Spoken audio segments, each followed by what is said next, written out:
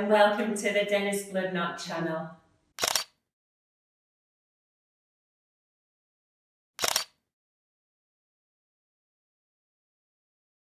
Hello YouTubers.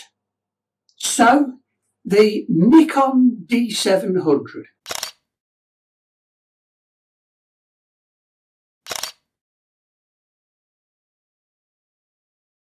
How good is this camera for wedding photography in 2021?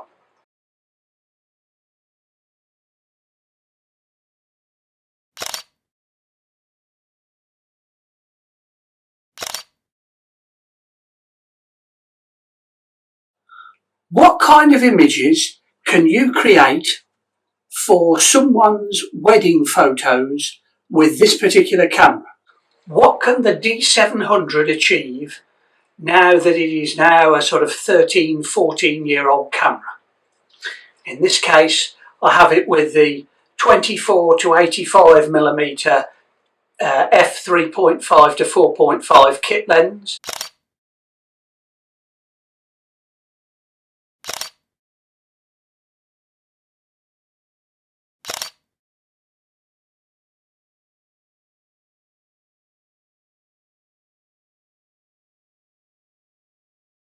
And I also have the camera with the battery grip.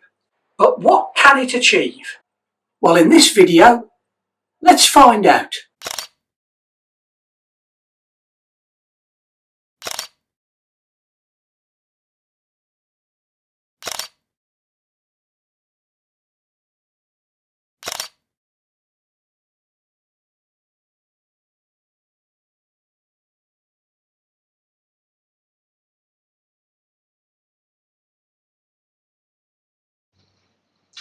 The thing is, YouTubers, with regard to the Nikon D700, or for that matter, for any camera when used in an indoor location for a wedding reception or any other event that occurs indoors, the thing is, there will always be inconsistent light or low light. And the thing is, how good is the camera at bringing out detail in the shadows and in the darkness? How good is the image that you will get from the D700 when you post-process that image? When you use Photoshop or Lightroom or any other application that you might use for your photography processing, what can you get when you use filters, HDR, when you increase brightness or any other changes? What do you end up with? Well, let's find out.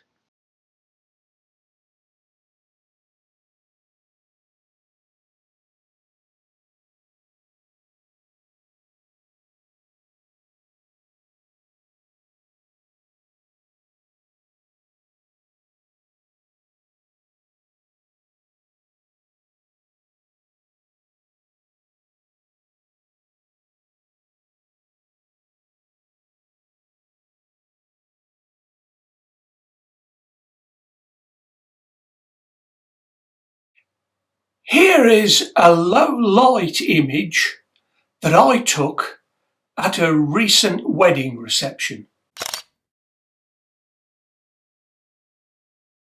As you can see, there isn't a great deal of light. So, in the second version of this image, I have added the HDR3 filter.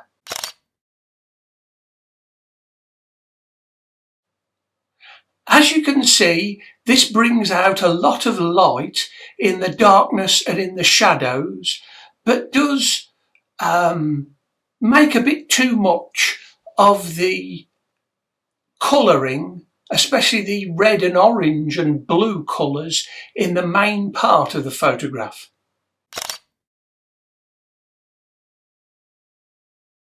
So here, in the third version of the image, I have toned down the red and orange and blue colouring and slightly reduced the brightness to create a final version of the image.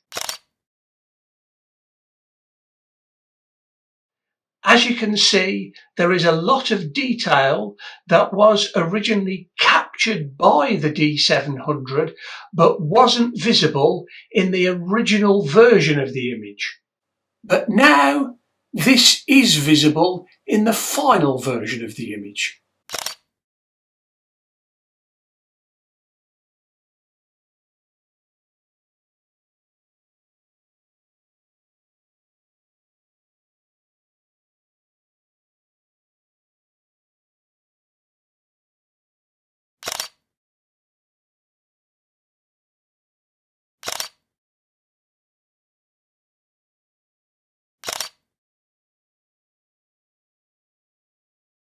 As a final alternative, if you are not a fan of adding HDR filters to your images, you can, in this fourth and final version of the image, just increase the brightness and slightly increase the contrast to create another alternative, but again a version of the image which shows a lot more detail that was previously lost in darkness and shadows.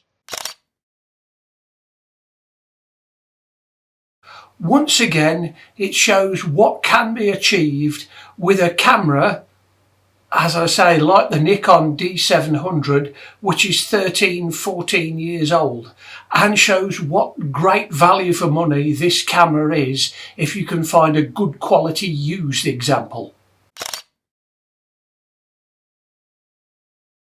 Anyway, many thanks for watching. Please like and subscribe, and Dennis Bloodnok will return in the next video. Thank you.